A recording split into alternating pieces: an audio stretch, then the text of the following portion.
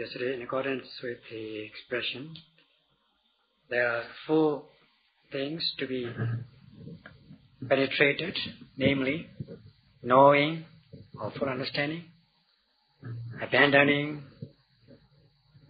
developing and realizing, or realizing and developing. These 4 functions. We described these 4 functions yesterday. And then by being mindful and fully aware of the 5 aggregates as objects of clinging, in other words, psychophysical phenomena, as it arises immediately in the body, one is accomplishing these 4 paths or functions. So the dukkha satya is to be understood, fully understood. Parinya Pativeda is to be penetrated by way of full understanding. By fully understanding with the penetration of the truth, dukkha satya, one is also accomplishing automatically 3 other truths, namely samudaya satya, the truth of the origin, Magga satya, truth of the path, and Nirodha satya, truth of realization. So we can imagine how valuable is it in one noting moment. And such kind of noting and knowing, is it from book knowledge? And today we shall discuss about this subject. How does one know? Does one know by learning and intellectualizing? The answer is no. Learning and intellectualizing, knowledge by learning and intellectualizing is not actual knowledge. It is perception, sanya, and not more than that. And it is not the personal knowledge of the realities of rising and passing away of psychophysical phenomena. As for insight knowledge, it has to be experiential, must be personal knowledge. Textually it is known as atta pachaka, atta by oneself, pachaka realizing, experiencing by oneself, or self-experiencing, one's own experiential knowledge. So that with one experience, one will be clear of doubt and come to understand and be convinced there is nothing more than the mind and the body. There's only mind and body, nothing besides mind and body, as one knows at the moment of rising. And such kind of knowledge is with this knowing, there will be no doubt. One's doubts will be cleared that there is no such thing as person being individual, and one comes to acceptance and firm resolve in this way. So too, with the cause and effect linkage of psychophysical phenomena, one will come to realize this kind of knowledge, that how nama causes rupa, how nama causes nama, that mentality causes mentality, mentality causes materiality, and how materiality causes mentality, or how materiality causes materiality. Because of one's painful situation, one feels painful. In this way, one comes to understand the cause and effect linkage, the process of cause and effect, by being mindful of psychophysical phenomena as they arise. One comes to realize this knowledge of conditionality through one's own experience. Then one will become convinced there is nothing more than just the cause and effect process. And one will be clear of doubts, and one's knowledge will be very clarified, coming to acceptance and firm resolve. In this way, being mindful of this cause and effect process, as one is mindful of cause and effect, one observes that everything is in a state of constant flux, all giving place to the new, and then everything is passing and arising and passing away, which will be experienced by own personal knowledge. what should be known through personal experience. And then by knowing the impermanent, by seeing impermanence, one will be clear of doubts regarding the permanence of things, coming to a decision that, what is impermanent? Impermanence is correct. It is correct that everything is impermanent. And what is impermanent cannot be satisfactory. That is also correct. And what is impermanent and unsatisfactory cannot be self also. That also is correct. In this way, one's knowledge, one's understanding will be clarified. So, when you are noting every arising object as they arise, obviously, with the practice of the way of mindfulness, you come to realize this knowledge. So, only when you are, in the moment, you're bound to see the true nature of objects. Hence, this niyama, fixed law or maxim, only when you are in a moment will you see the true nature. It goes without saying, or conversely, if you are not mindful, you will not see the true nature.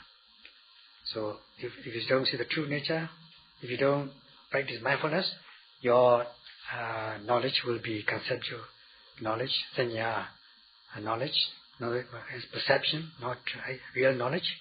It cannot be your experiential knowledge. So you need to know this as definite rule, that only when you are in a moment will you see sabhava, the true nature. Just imagine, just think about it.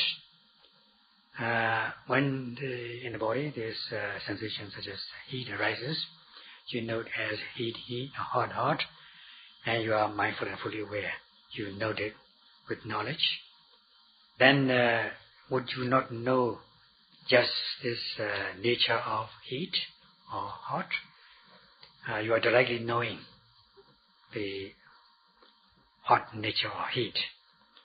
You are face to face with the heat. You're plainly seeing, observing the sensation of heat. It is quite obvious through your own personal experience. And this hot sensation is none other than the natural characteristic of the element of temperature, tejo, dhatu. You note at the very moment of heat, and you observe the nature of heat. And there's no excess, nothing excess, nothing besides heat or hotness. There's no such thing as person, being, individual, man, woman, atta, self, soul. Knowing them as person, being, individual will be distorted view, distorted perception, false view. Now you are just knowing the heat or hot sensation as it is. You are not knowing wrongly, you are knowing rightly. So too with other sensations arising in the body, such as stiffness, tension, movement, you are mindful and fully aware, you know with knowledge. Then you are bound to see this stiffness, tension, movement in its reality, by its own, as it arises. They are the true nature, and there's nothing more than that, nothing besides that, nothing like a person, being, individual, man, woman, I, you, and so on. And not even a slight trace of such distorted view or perception.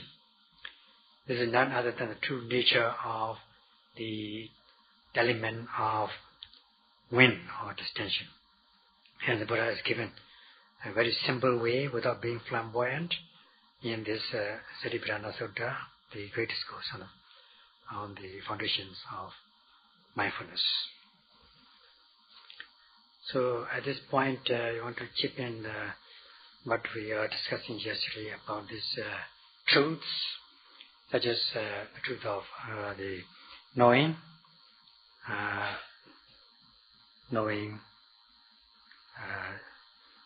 abandoning, developing, realizing, adopting, developing. All these things are involved in this mindfulness. All these sensations, such as heat, stiffness, tension, movement, all these things are called rupa, dukkha, satya, the truth of suffering, material truth of suffering. That's what they are called. And you are mindful and fully aware with the method of Satipatthana. And by noting By scanning it, you are able to see them as dukkha satya, the truth of suffering. Heat as heat and stiffness tension as stiffness tension. You are said to be fully understanding or directly knowing this truth of suffering in a plain, simple manner, face to face. So, by seeing this, there will not arise craving or clinging. They will not have a chance to arise. There will be no thoughts of them as being pleasurable, no thoughts of pleasurable, which leads to craving and clinging or grasping. In this way, you are said to be accomplishing the task of this penetration by way of samudaya satya, the origin, the truth of the origin of suffering. So, same thing goes with objects which are noted, the dukkha satya, the truth of suffering, which are noted, and also other things at this time, and there will be no origin of suffering, no tanha, no craving, which is the origin of suffering. Samudaya satya will not have a chance to arise in the stream of consciousness in connection with the object noted and also other objects at this moment. Abandoning this origin means not giving a chance to let them arise in the stream of consciousness. They are not giving a chance to arise. So when you analyze these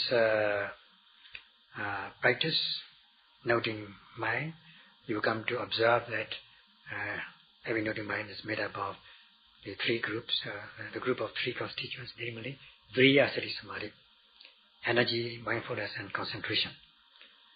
Because you are training your mind on the object, and by training your mind, you are knowing it, knowing the nature of the object.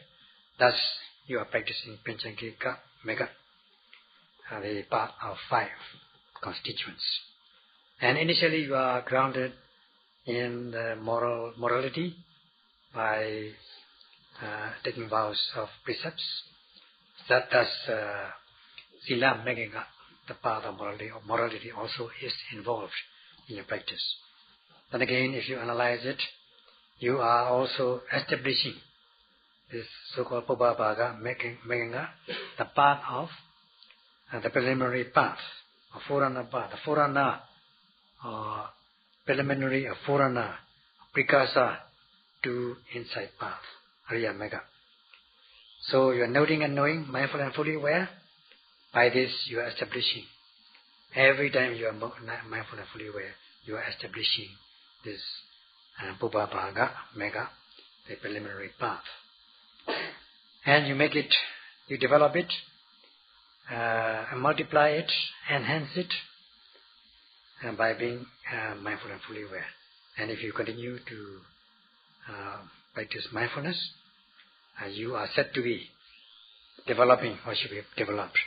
How nice it is. You are knowing what should be known. Knowable, you are knowing, directly knowing the knowable things. And by this, at the moment, you are overcoming,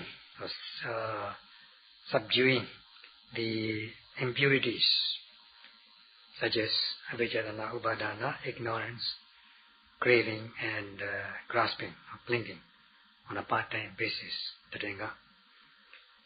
So, because of these impurities, there arises this existence coming into being. Now, you are not performing these kusala deeds, wholesome deeds leading to existence, not to mention unwholesome deeds. You are not doing it at all. So, because only when you perform actions, you will lead to new existences, new becomings. Now, because there is no actions performed, there will be no vipaka, no resultant, no new existences. In this way, you are overcoming this suffering due to, as a result of these impurities on a part-time basis, in order to realize full-time, great, assured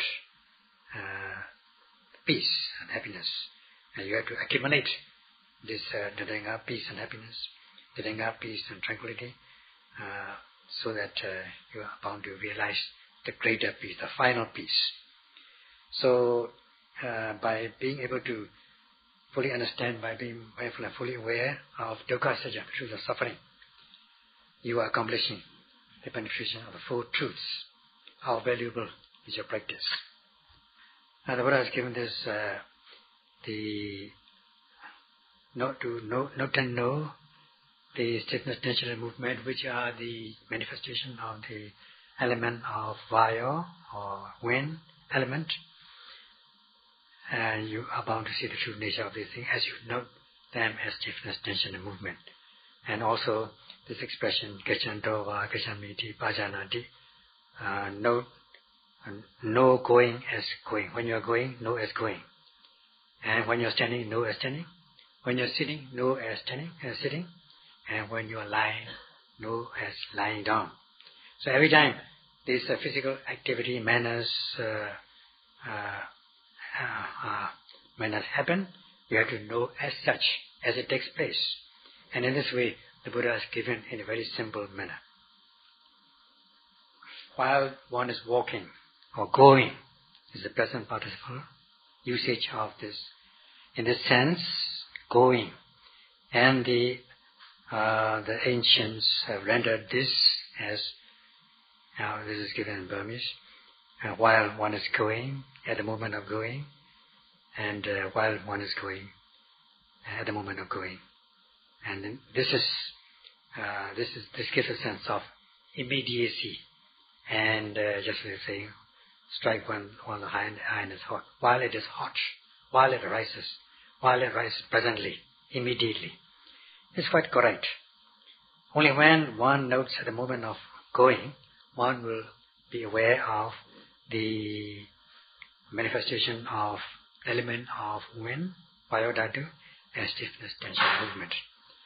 Like the saying, only when you are in the moment will you see the true nature. So too, while you note at the moment of going, will you see the true nature of going as stiffness, tension, movement, and so on. And unless you do that, if you just sit down and think about what will happen when it's going, what will happen about this element, manifestation of the element of wind. And by thinking only, intellectualization, you will not know the actual happening at that very moment as the true nature in the form of stiffness, tension and movement. One has got to remember this definitely. So when you just see this analogy or comparison, will you be able to understand better? In the text is given this analogy of lightning. When lightning flashes in the sky, if you look at the very moment, then you will see the light, the radiation of the lightning as it flashes, and then its function as making the darkness disappear. The darkness disappear when lightning flashes. That's its function.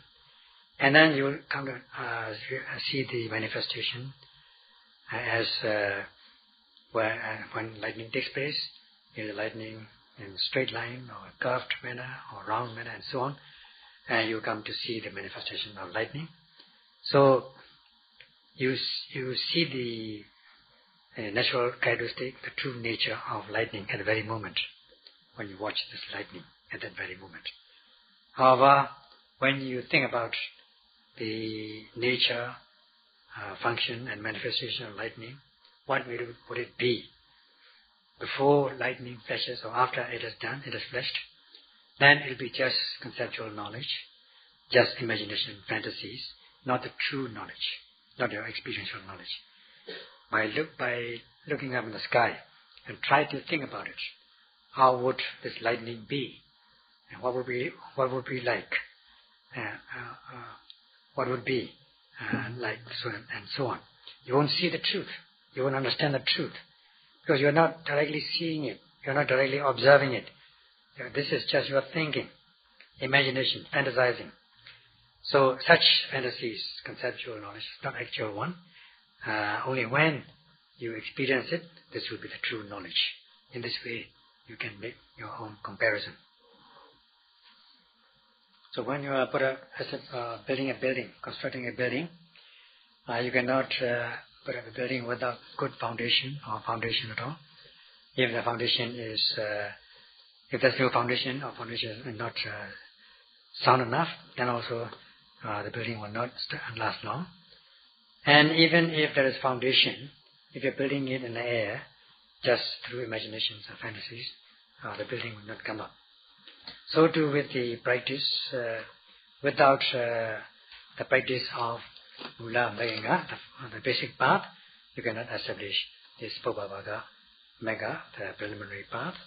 And even if you practice Mula Magga, the basic path, fundamental path, if you are constructing or practicing by imagining or through thoughts or fantasies, trying to establish this Pubbabhaga Magga, the preliminary path, this preliminary path also will not come up, will not be established.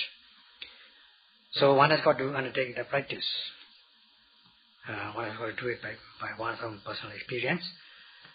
So by just thinking, you will not come to see the truth of the sensations or the qualities such as stiffness, tension and movement at the moment of going. So only when you are mindful and fully aware at the very moment of going will you see the nature, true nature of going, such as stiffness, tension and movement. And then also when you are noting, you must note with full force, with the mobilization of powers such as the power of aiming and the power of energy and your steadfast mindfulness and concentration. Only then will you be able to observe the true nature of going, such as stiffness, tension and movement, such as knowing the truth. Only when you are mindful and fully aware at the very moment with full force, mobilization of powers such as power of aiming and energy and steadfastness, at the very moment, noting as going, or lifting, moving and placing, will you be able to see the truth of the true nature of going, or lifting, moving or placing. Although in the beginning you may not be able to see in a very distinctive manner, an unusual manner, but in the course of the practice, as you deepen your practice, and with the overcoming of hindrances, nivranas, with the building up of Kanika Samadhi, momentary concentration, you are bound to see the true nature of the objects, such as when stiffness takes place, you know as stiffness. When tension takes place, you notice tension and you know it as tension. And when movement takes place, you note it and know it as movement. In this way, you are bound to see differently, separately, this materiality in terms of stiffness, tension, movement, and the mentality as knowing or noting mind. Noting mind, knowing as stiffness, tension and movement. And also this intention which arises in stages of intention, which is mentality. Intention to go or walk or live, move and place, there arises the materialities in stages, in microscopic details, as lifting, moving and placing, which are the materialities. Because of intention, there arises these materialities in terms of going, lifting, moving and placing. So this is fully explained in the beginning of Satipatthana. Though one is not familiar with the textual matters or the textual contents, if one understands the benefit of Satipatthana practice and cherish to realize these benefits and appreciate these benefits and practice slowly like a sick person, applying full force of mental powers, one is bound to realize the benefits or the benefit of the practice in a few days. Let us say when you are lifting, at the moment of lifting, there is the intention to lift, which is mentality. This intention arises in stages, followed by the actual lifting of the foot, which is a materiality in stages. This will be also seen through your personal own experience. You will know through your own personal knowledge that because of the intention to lift, which happens in stages, there arises the materiality in terms of lifting in stages. So in this way one comes to observe the pair of mind and body. And in this pair of mind and body, there is no such thing as atta, nor they themselves are atta. So there are what are there? There are only this intention and mentality and materiality, intention and mentality in terms of intention and materiality in terms of lifting. So if one will come to see this mind and body, if one is mindful and fully aware with the practice, with the mobilization of full mental powers, including this aiming and proper energy, proper aiming, precise aiming and exertion of energy. Then one is, if one notes in the moment of, in the course of the practice, one will come to see separately this mind and body. And one will come to see automatically that there is no such thing as person being individual, only mind and body, nama rupa, and there is no such thing as person being individual, man, woman and so on, no jiva, attas, individual self or soul. What exists are the intention in stages followed by the materialities in stages. Only these two things, namely materiality and mentality. And although yogi is not learned in literatures, in the textual knowledge, if one is able to practice with dedication, respectfully, carefully, one is bound to see these things, not otherwise. The commentaries have described like this: Gacchami Citta. That means the intention to go or walk. And this one arises habitually and is given as Vayanjaniti. It arouses, it causes the materialities in terms of stiffness, tension and movement. And this expression, Chaita Kiriya, Vayodhatu Viparena, distension due to stiffness, tension and movement are produced by mind. That means distension takes place like you're blowing, you're filling the air in the balloon, you're filling the balloon with air. It becomes distended, expanded as a result of stiffness, tension and movement produced by mind. But it happens in the entire body, Sakala Karlas Kayasa, in the entire body, carrying forward, Purado Abhini Haro, carrying forward. And such is called going, walking or stepping forward, Kavananti Vochiti.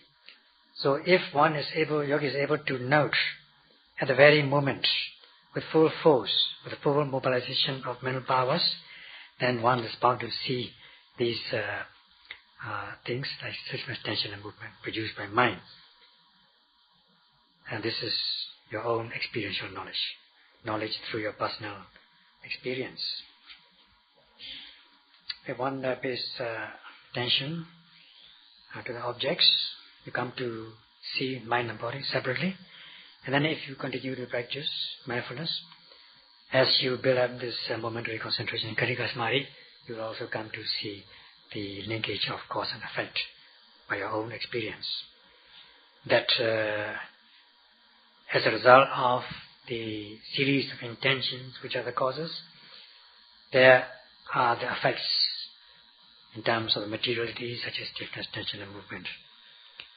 And in this way one comes to observe the cause and effect linkage at the moment of arising. When you watch the abdomen and scan these objects, beginning with rising and falling, and as rising takes place, as you are able to build up this momentary concentration, you will see the stages of materiality such as stiffness, tension and movement occurring as a result of noting. And for beginners, it is not possible to note every arising through the six sense doors.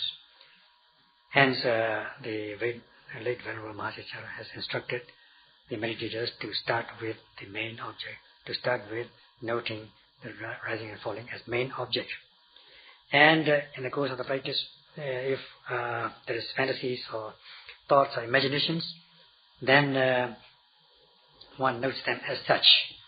When the imaginations, thoughts and the fantasies arise in the mind, you know them as such, then fall back on the main object of rising and falling. And then while you are noting rising and falling, there may arise sensations such as in the body, such as tiredness, heat, pain, aching, or tingling, and all these things may arise, and you label them as such in your own language and note them. In this way you are able to understand things as they are. And also when dukkha vedana, painful sensations arise, you note them as such. In the beginning of the practice, if you are not able to build up this momentary concentration, and you have not reached the maturity of the practice, then you got to practice according to the instructions given. And when you have deepened your practice, in the course of practice, as you are able to build up this concentration and knowledge, then you can practice as it happens. This will be discussed tomorrow.